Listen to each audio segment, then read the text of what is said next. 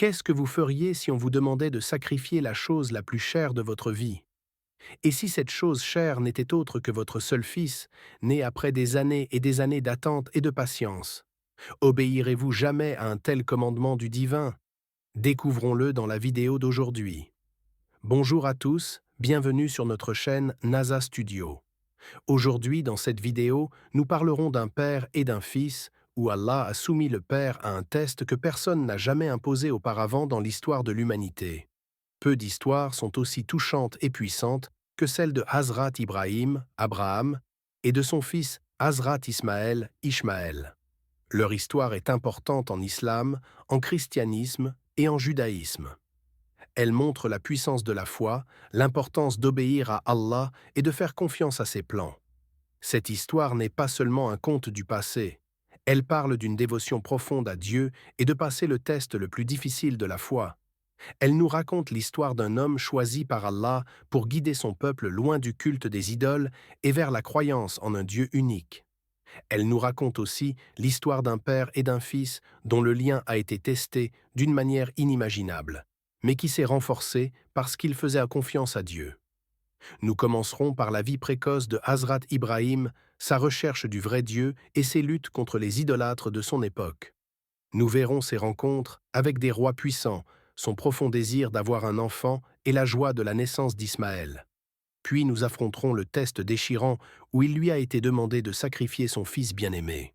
L'histoire de Hazrat Ibrahim et de Hazrat Ismaël est une partie clé de la tradition islamique, célébrée chaque année pendant l'Aïd al-Adha par les musulmans du monde entier. Cette histoire nous enseigne la foi, l'obéissance et la compréhension que la sagesse de Dieu est supérieure à la nôtre. La vie précoce de Hazrat Ibrahim. Notre histoire commence dans l'ancienne terre de Mésopotamie où un enfant nommé Ibrahim est né. Dès son plus jeune âge, Ibrahim était différent des autres enfants. Il était curieux et remettait toujours en question le monde qui l'entourait. Même enfant, il regardait les étoiles et se demandait sur l'univers. Il sentait qu'il devait y avoir une puissance supérieure, un vrai Dieu qui avait créé tout. Le père d'Ibrahim, Azar, était un artisan qui fabriquait des idoles pour les gens de leur ville. Ces idoles étaient vénérées comme des dieux, mais Ibrahim ne comprenait pas comment des statues faites par des mains humaines pouvaient avoir un pouvoir divin. Il demandait souvent à son père « Pourquoi vénérez-vous ces statues qui ne peuvent ni voir ni entendre ?»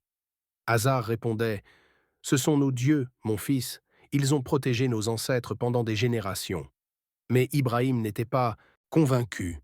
Il sentait un appel profond dans son cœur, un désir de trouver le seul vrai Dieu. En grandissant, ce sentiment devenait plus fort. Ibrahim commença à défier ouvertement le culte des idoles de son peuple. Il disait « Pourquoi vénérez-vous ce que vous sculptez de vos propres mains? Tournez-vous vers celui qui a créé les cieux et la terre. » Un jour, alors que les gens de la ville étaient repartis pour un festival, Ibrahim détruisit toutes les idoles du temple, sauf la plus grande. Quand les gens revinrent et virent la destruction, ils étaient furieux. « Qui a fait ça à nos dieux ?» crièrent-ils. Ibrahim répondit calmement. « Demandez à la plus grande idole, peut-être qu'elle l'a fait. » Les gens savaient que les idoles ne pouvaient ni parler ni bouger, et ils réalisèrent la futilité de leur adoration. Mais au lieu d'accepter le message d'Ibrahim, ils décidèrent de le punir. Ibrahim fut amené devant le roi Nimrod, un souverain qui se prétendait Dieu. Nimrod demanda « Qui est ce Dieu dont tu parles ?» Ibrahim répondit « Mon Seigneur est celui qui donne la vie et la prend. » Pour prouver son pouvoir, Nimrod ordonna qu'Ibrahim soit jeté dans un feu ardent. Mais Dieu protégea Ibrahim, et il sortit du feu indemne. Ce miracle solidifia le rôle d'Ibrahim en tant que prophète et messager de Dieu. Malgré de nombreux défis et oppositions, Ibrahim continua à prêcher sur le seul vrai Dieu. Sa foi inébranlable et sa dévotion à sa mission inspirèrent beaucoup, et il devint connu comme un grand prophète. Le voyage d'Ibrahim l'emmena loin et large, répandant le message du monothéisme et appelant les gens à vénérer le seul vrai Dieu. L'appel à la prophétie. En vieillissant, la recherche de la vérité par Ibrahim le mena à une réalisation profonde. Il n'y avait qu'un seul vrai Dieu, créateur des cieux et de la terre. Malgré la forte croyance de son père dans le culte des idoles et la résistance de sa communauté, Ibrahim resta ferme dans sa quête de la vérité divine. Sa dévotion et sa sincérité n'échappèrent pas à Dieu. Une nuit, Ibrahim eut une vision. Dans cette vision, Dieu lui parla et lui révéla la vérité sur son unicité. Ibrahim fut choisi pour être un prophète, un messager de la parole de Dieu. Il fut chargé de la mission de guider son peuple loin du culte des idoles et vers l'adoration du seul vrai Dieu. Cette révélation divine était à la fois un honneur et une lourde responsabilité. Avec son nouveau but, Ibrahim commença à prêcher le message du monothéisme plus ardemment. Il parlait aux gens sur les marchés, lors de rassemblements et même chez eux, les exhortant à abandonner leurs idoles et à se tourner vers Dieu. Son message était simple mais puissant. Vénérez le seul vrai Dieu qui a créé les cieux et la terre. Ne vénérez pas ce que vous sculptez de vos propres mains. La prédication persistante d'Ibrahim attira l'attention de Sandet Obsek beaucoup, mais elle agaça aussi les dirigeants puissants et les prêtres de son époque. Ils voyaient son message comme une menace pour leur autorité et leur mode de vie. Malgré cette opposition, Ibrahim continua à prêcher avec une foi inébranlable. L'un des défis les plus significatifs qu'Ibrahim affronta fut sa confrontation avec le roi Nimrod. Nimrod était un souverain puissant et arrogant qui se prétendait Dieu lui-même. Quand le message d'Ibrahim atteignit les oreilles de Nimrod, il convoqua Ibrahim à sa cour. À la cour, Nimrod questionna Ibrahim, essayant de saper sa foi. « Qui est ce Dieu dont tu parles » demanda Nimrod. Ibrahim répondit calmement et avec confiance. « Mon Seigneur est celui qui donne la vie et la prend. » Nimrod, essayant de prouver son propre pouvoir, prétendit qu'il pouvait aussi donner la vie et la prendre. Il fit amener 2 prisonniers, ordonna d'exécuter l'un et d'épargner l'autre. « Vois, moi aussi je peux donner la vie et la prendre » se vanta Nimrod. Mais Ibrahim ne fut pas ébranlé par cette démonstration. Il défia Nimrod davantage en disant « Dieu fait se lever le soleil de l'Est. Si tu es un Dieu, fais-le se lever de l'Ouest. » Nimrod fut réduit au silence, incapable de répondre à ce défi. Cette rencontre montra aux gens que la prétention de Nimrod à la divinité était fausse et que le Dieu d'Ibrahim était le vrai Dieu. La promesse d'un fils. Ibrahim et sa femme Sarah étaient mariés depuis de nombreuses années, mais ils n'avaient pas d'enfants. Malgré leur profonde foi en Dieu, c'était une source de grande tristesse pour eux. Ils désiraient un enfant pour perpétuer l'héritage d'Ibrahim et partager leur voyage de foi. Avec le temps, Sarah, qui était maintenant d'un âge avancé, suggéra qu'Ibrahim prenne sa servante Hajar comme deuxième épouse. Elle espérait qu'à travers Hajar, Ibrahim pourrait avoir un enfant. Ibrahim accepta et Hajar conçut bientôt. La nouvelle de la grossesse de Hajar apporta une immense joie à Ibrahim. Il sentit que la promesse de Dieu de faire de lui le père d'une grande nation commençait à se réaliser. Hajar donna naissance à un fils, et ils le nommèrent Ismaël. La naissance d'Ismaël fut un moment de grande joie et d'accomplissement pour Ibrahim. Il voyait en Ismaël l'avenir de sa lignée et la continuation de sa mission de répandre le message d'un Dieu unique. Cependant, la joie était mêlée de tension. Sarah, bien qu'heureuse pour Ibrahim, ressentait un sentiment de jalousie et d'insécurité. Elle s'inquiétait de sa place dans la vie d'Ibrahim et de l'avenir de sa propre lignée. Malgré ces sentiments, Ibrahim essaya de maintenir la paix et l'harmonie dans son foyer, faisant confiance au plan de Dieu pour eux tous. Dieu révéla alors à Ibrahim qu'Ismaël aurait un rôle significatif dans l'avenir. Ibrahim fut instruit de prendre Hajar et Ismaël dans une vallée distante et aride qui deviendrait plus tard connue sous le nom de la Mecque. Obéissant au commandement de Dieu, Ibrahim se mit en route pour ce voyage avec Hajar et leur jeune fils.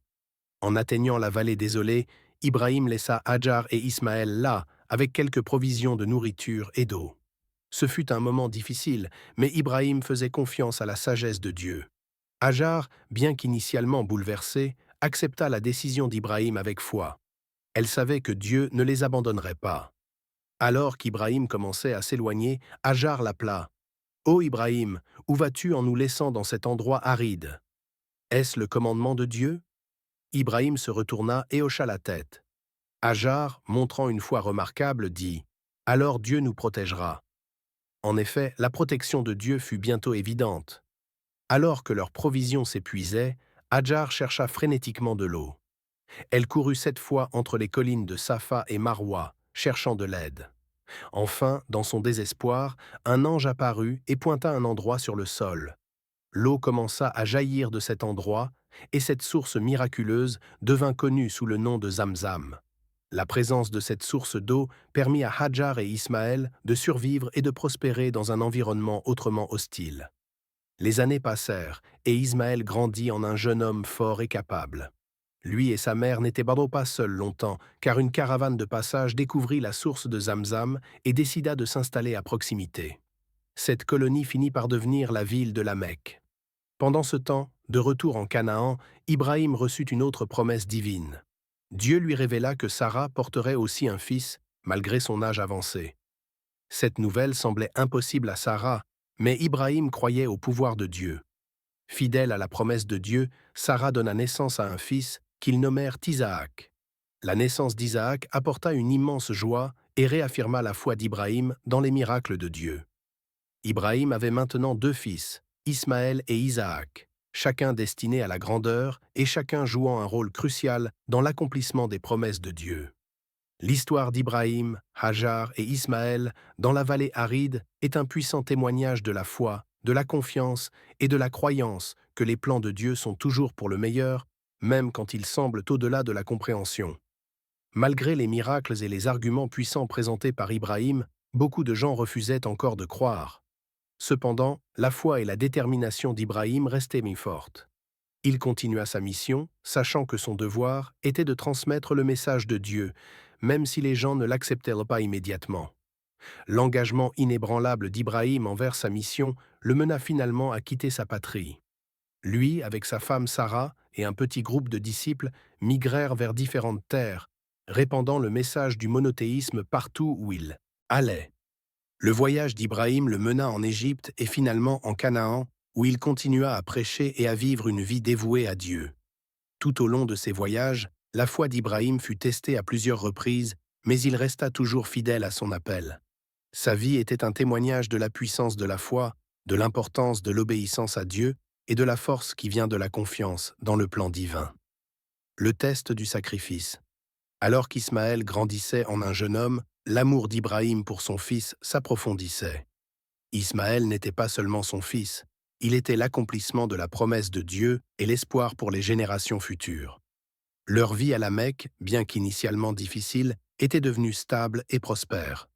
Le lien entre père et fils était fort, enraciné dans la foi et le respect mutuel. Une nuit, Ibrahim eut un rêve dans lequel Dieu lui commandait de sacrifier son fils bien-aimé Ismaël. Ce rêve n'était pas une simple vision, mais un commandement direct de Dieu, un test de la foi et de l'obéissance d'Ibrahim. Ibrahim se réveilla dans un état de détresse, luttant pour comprendre l'énormité de la tâche devant lui. Comment pouvait-il sacrifier son propre fils, le fils pour lequel il avait prié et qu'il aimait si profondément? Malgré le tourment émotionnel, la foi d'Ibrahim en Dieu était inébranlable. Il savait que les commandements de Dieu devaient être suivis, peu importe leurs difficultés apparentes. Ibrahim décida de partager le rêve avec Ismaël, cherchant la compréhension et le consentement de son fils. Approchant Ismaël avec un cœur lourd, Ibrahim dit : « Ô mon fils, j'ai vu en rêve que je dois te sacrifier. Qu'en penses-tu » Ismaël, montrant une foi et une maturité remarquables, répondit : « Ô mon père, fais ce qui t'est commandé. Tu me trouveras, si Dieu le veut, parmi les patients. » La réponse d'Ismaël remplit Ibrahim de chagrin et de fierté. Ensemble, ils se mirent en route vers le lieu du sacrifice, un voyage rempli de prières silencieuses et de réflexions profondes. En atteignant le lieu désigné, Ibrahim se prépara pour le sacrifice avec un cœur plein de dévotion et les larmes aux yeux. Alors qu'Ibrahim couchait Ismaël et prenait le couteau dans ses mains tremblantes, il était prêt à accomplir le commandement de Dieu. À ce moment critique, Dieu intervint. Un ange appela Ibrahim. « Ô Ibrahim, tu as accompli la vision. » Dieu était satisfait de la foi inébranlable et de l'obéissance d'Ibrahim. Au lieu d'Ismaël, un bélier fut fourni comme substitut pour le sacrifice.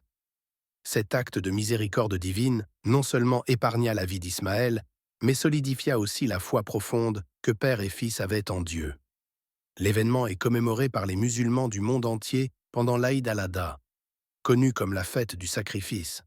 Cette fête célèbre la volonté d'Ibrahim de sacrifier son fils en obéissance à Dieu et marque l'importance de la foi, du sacrifice et de la soumission à la volonté de Dieu.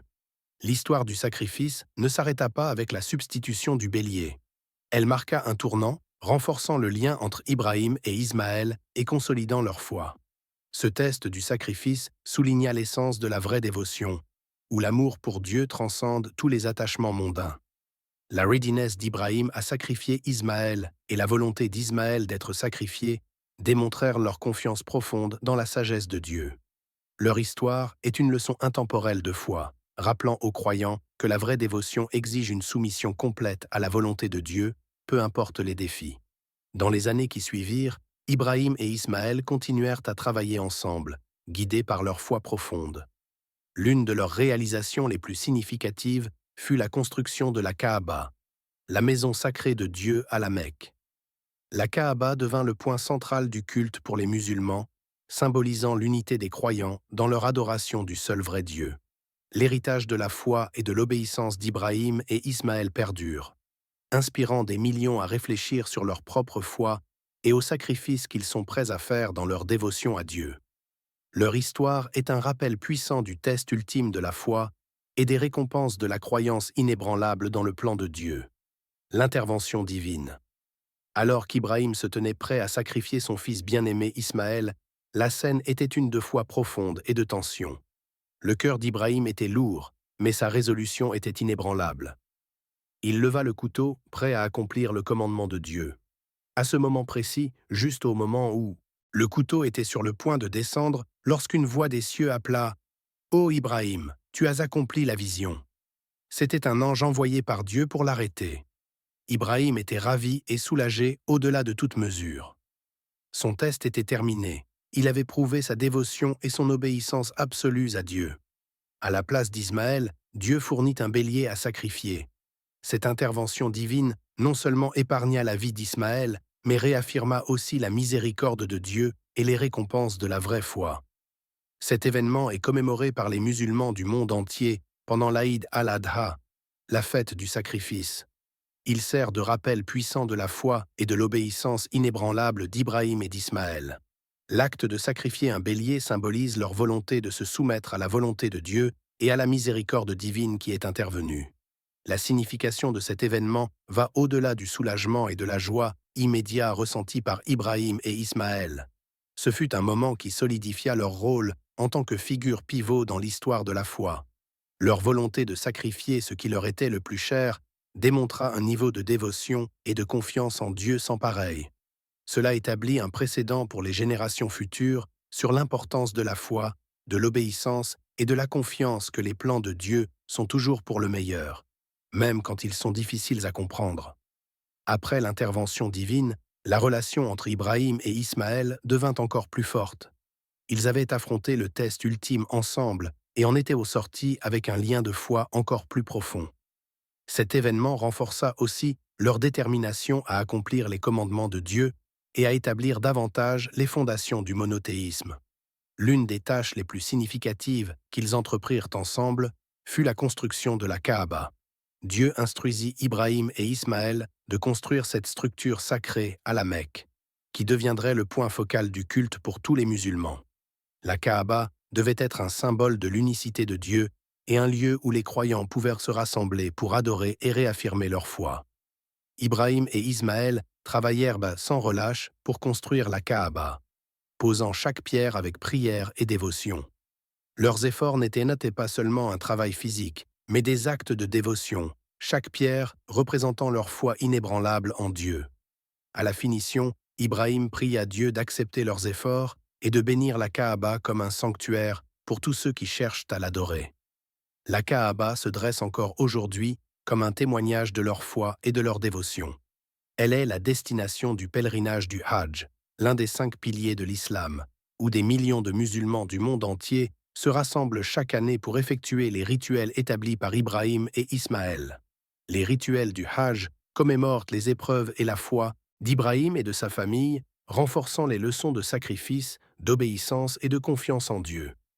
Grâce à l'intervention divine qui épargna Ismaël, Dieu montra que la vraie foi et l'obéissance sont toujours récompensées. L'histoire d'Ibrahim et d'Ismaël devint une pierre angulaire de la foi pour les musulmans, enseignant que la confiance ultime dans la sagesse et la miséricorde de Dieu conduit à des bénédictions au-delà de toute mesure. Leur héritage continue d'inspirer les croyants à vivre des vies de dévotion, de sacrifice et de foi inébranlables dans le plan de Dieu. Qu'est-ce que vous feriez si on vous demandait de sacrifier la chose la plus chère de votre vie? Et si cette chose chère n'était autre que votre seul fils, né après des années et des années d'attente et de patience, obéirez-vous jamais à un tel commandement du divin? Découvrons-le dans la vidéo d'aujourd'hui. Bonjour à tous, bienvenue sur notre chaîne Nasher Studio. Aujourd'hui, dans cette vidéo, nous parlerons d'un père et d'un fils, où Allah a soumis le père à un test que personne n'a jamais imposé auparavant dans l'histoire de l'humanité. Peu d'histoires sont aussi touchantes et puissantes que celle de Hazrat Ibrahim, Abraham, et de son fils Hazrat Issel, Ishmaël. Leur histoire est importante en islam, en christianisme et en judaïsme. Elle montre la puissance de la foi, l'importance d'obéir à Allah et de faire confiance à ses plans. Cette histoire n'est pas seulement un conte du passé, elle parle d'une dévotion profonde à Dieu et de passer le test le plus difficile de la foi. Elle nous raconte l'histoire d'un homme choisi par Allah pour guider son peuple loin du culte des idoles et vers la croyance en un Dieu unique. Elle nous raconte aussi l'histoire d'un père et d'un fils dont le lien a été testé d'une manière inimaginable, mais qui s'est renforcé parce qu'ils faisaient de la confiance à Dieu. Nous commencerons par la vie précoce de Hazrat Ibrahim, sa recherche du vrai Dieu et ses luttes contre les idolâtres de son époque. Nous verrons ses rencontres avec des rois puissants, son profond désir d'avoir un enfant et la joie de la naissance d'Ismaël. Puis nous affronterons le test déchirant où il lui a été demandé de sacrifier son fils bien-aimé. L'histoire de Hazrat Ibrahim et de Hazrat Ismaël est une partie clé de la tradition islamique, célébrée chaque année pendant l'Aïd al-Adha par les musulmans du monde entier. Cette histoire nous enseigne la foi, l'obéissance et la compréhension que la sagesse de Dieu est supérieure à la nôtre. La vie précoce de Hazrat Ibrahim. Notre histoire commence dans l'ancienne terre de Mésopotamie où un enfant nommé Ibrahim est né. Dès son plus jeune âge, Ibrahim était différent des autres enfants. Il était curieux et remettait toujours en question le monde autour de lui. Même enfant, il regardait les étoiles et se demandait sur l'univers. Il sentait qu'il devait y avoir une puissance supérieure, un vrai Dieu qui avait créé tout. Le père d'Ibrahim, Azar, était un artisan qui fabriquait des idoles pour les gens de leur ville. Ces idoles étaient vénérées comme des dieux, mais Ibrahim ne comprenait pas comment des statues faites par des mains humaines pouvaient avoir un pouvoir divin. Il demandait souvent à son père « Pourquoi vénérez-vous ces statues qui ne peuvent ni voir ni entendre ?» Azar répondait « Ce sont nos dieux, mon fils. Ils ont protégé nos ancêtres pendant des générations. » Mais Ibrahim n'était pas convaincu. Il sentait un appel profond dans son cœur, un désir de trouver le seul vrai Dieu. En grandissant, ce sentiment devenait plus fort. Ibrahim commença à défier ouvertement le culte des idoles de son peuple. Il disait « Pourquoi vénérez-vous ce que vous sculptez de vos propres mains? Tournez-vous vers celui qui a créé les cieux et la terre. » Un jour, alors que les gens de la ville étaient partis pour un festival, Ibrahim détruisit toutes les idoles du temple, sauf la plus grande. Quand les gens revinrent et virent la destruction, ils étaient furieux. « Qui a fait ça à nos dieux ?» crièrent-ils. Ibrahim répondit calmement « Demandez à la plus grande idole, peut-être qu'elle l'a fait. » Les gens savaient que les idoles ne pouvaient ni parler ni bouger, et ils réalisèrent la futilité de leur adoration. Mais au lieu d'accepter le message d'Ibrahim, ils décidèrent de le punir. Ibrahim fut amené devant le roi Nimrod, un souverain qui se prétendait Dieu. Nimrod demanda « Qui est ce Dieu dont tu parles ?» Ibrahim répondit « Mon Seigneur est celui qui donne la vie et la prend. » Pour prouver son pouvoir, Nimrod ordonna qu'Ibrahim soit jeté dans un feu ardent. Mais Dieu protégea Ibrahim et il sortit du feu indemne. Ce miracle solidifia le rôle d'Ibrahim en tant que prophète et messager de Dieu. Malgré de nombreux défis et oppositions, Ibrahim continua à prêcher sur le seul vrai Dieu. Sa foi inébranlable et sa dévotion à sa mission inspirèrent beaucoup, et il devint connu comme un grand prophète. Le voyage d'Ibrahim l'emmena loin et large, répandant le message du monothéisme et appelant les gens à vénérer le seul vrai Dieu. L'appel à la prophétie. En vieillissant, la recherche de la vérité par Ibrahim le mena à une réalisation profonde. Il n'y avait qu'un seul vrai Dieu, créateur des cieux et de la terre. Malgré la forte croyance de son père dans le culte des idoles et la résistance de sa communauté, Ibrahim resta ferme dans sa quête de la vérité divine. Sa dévotion et sa sincérité n'échappèrent pas à Dieu. Une nuit, Ibrahim eut une vision. Dans cette vision, Dieu lui parla et lui révéla la vérité sur son unicité. Ibrahim fut choisi pour être un prophète, un messager de la parole de Dieu. Il fut chargé de la mission de guider son peuple loin du culte des idoles et vers l'adoration du seul vrai Dieu. Cette révélation divine était à la fois un honneur et une lourde responsabilité. Avec son nouveau but, Ibrahim commença à prêcher le message du monothéisme plus ardemment. Il parlait aux gens sur les marchés, lors de rassemblements et même chez eux, les exhortant à abandonner leurs idoles et à se tourner vers Dieu. Son message était simple mais puissant. Vénérez le seul vrai Dieu qui a créé les cieux et la terre. Ne vénérez pas ce que vous sculptez de vos propres mains. La prédication persistante d'Ibrahim attira l'attention de beaucoup, mais elle agaça aussi les dirigeants puissants et les prêtres de son époque. Ils voyaient son message comme une menace pour leur autorité et leur mode de vie. Malgré cette opposition, Ibrahim continua à prêcher avec une foi inébranlable. L'un des défis les plus significatifs qu'Ibrahim affronta fut sa confrontation avec le roi Nimrod. Nimrod était un souverain puissant et arrogant qui se prétendait Dieu lui-même. Quand le message d'Ibrahim atteignit les oreilles de Nimrod, il convoqua Ibrahim à sa cour. À la cour, Nimrod questionna Ibrahim, essayant de saper sa foi. « Qui est ce Dieu dont tu parles » demanda Nimrod. Ibrahim répondit calmement et avec confiance. « Mon Seigneur est celui qui donne la vie et la prend. » Nimrod, essayant de prouver son propre pouvoir, prétendit qu'il pouvait aussi donner la vie et la prendre. Il fit amener 2 prisonniers, ordonna d'exécuter l'un et d'épargner l'autre. « Vois, moi aussi je peux donner la vie et la prendre » se vanta Nimrod. Mais Ibrahim ne fut pas ébranlé par cette démonstration. Il défia Nimrod davantage en disant « Dieu fait se lever le soleil de l'Est. Si tu es un Dieu, fais-le se lever de l'Ouest. » Nimrod fut réduit au silence, incapable de répondre à ce défi.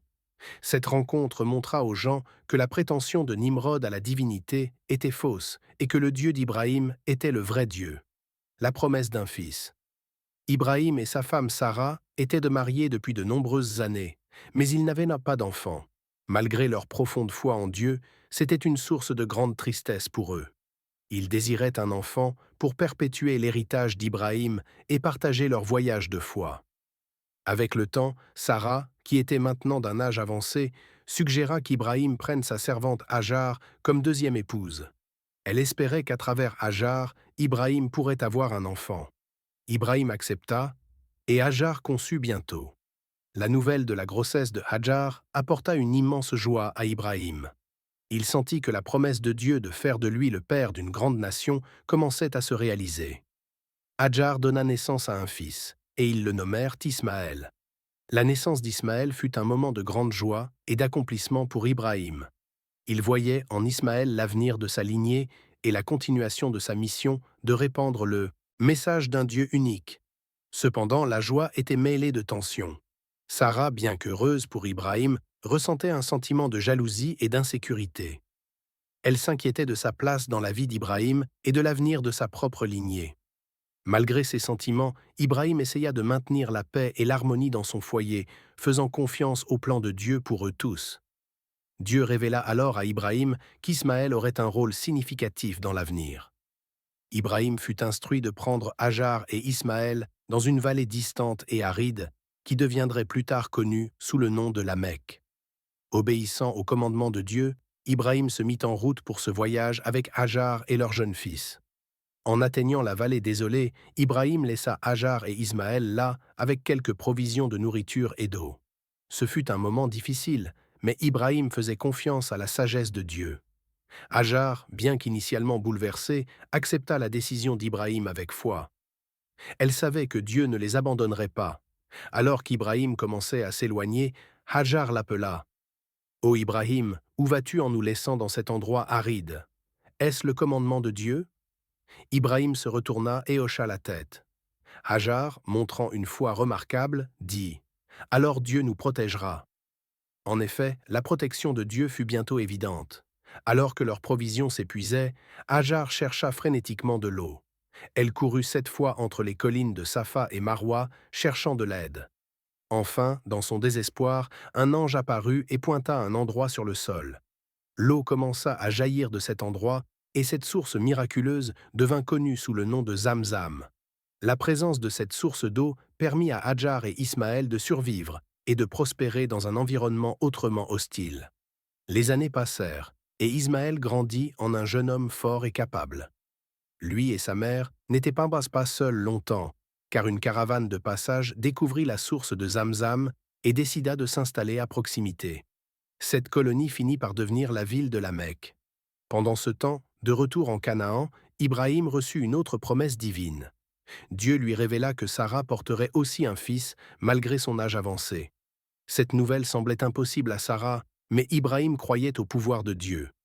Fidèle à la promesse de Dieu, Sarah donna naissance à un fils qu'ils nommèrent Isaac. La naissance d'Isaac apporta une immense joie et réaffirma la foi d'Ibrahim dans les miracles de Dieu. Ibrahim avait maintenant 2 fils, Ismaël et Isaac, chacun destiné à la grandeur et chacun jouant un rôle crucial dans l'accomplissement des promesses de Dieu. L'histoire d'Ibrahim, Hajar et Ismaël dans la vallée aride est un puissant témoignage de la foi, de la confiance et de la croyance que les plans de Dieu sont toujours pour le meilleur, même quand ils semblent au-delà de la compréhension. Malgré les miracles et les arguments puissants présentés par Ibrahim, beaucoup de gens refusaient encore de croire. Cependant, la foi et la détermination d'Ibrahim restaient fortes. Il continua sa mission, sachant que son devoir était de transmettre le message de Dieu, même si les gens ne l'acceptaient pas immédiatement. L'engagement inébranlable d'Ibrahim envers sa mission le mena finalement à quitter sa patrie. Lui, avec sa femme Sarah et un petit groupe de disciples, migrèrent vers différentes terres, répandant le message du monothéisme partout où ils allaient. Le voyage d'Ibrahim le mena en Égypte et finalement en Canaan, où il continua à prêcher et à vivre une vie dévouée à Dieu. Tout au long de ces voyages, la foi d'Ibrahim fut testée à plusieurs reprises, mais il resta toujours fidèle à son appel. Sa vie était un témoignage de la puissance de la foi, de l'importance de l'obéissance à Dieu et de la force qui vient de la confiance dans le plan divin. Le test du sacrifice. Alors qu'Ismaël grandissait en un jeune homme, l'amour d'Ibrahim pour son fils s'approfondissait. Ismaël n'était pas seulement son fils, il était l'accomplissement de la promesse de Dieu et l'espoir pour les générations futures. Leur vie à la Mecque, bien qu'initialement difficile, était devenue stable et prospère. Le lien entre père et fils était fort, enraciné dans la foi et le respect mutuel.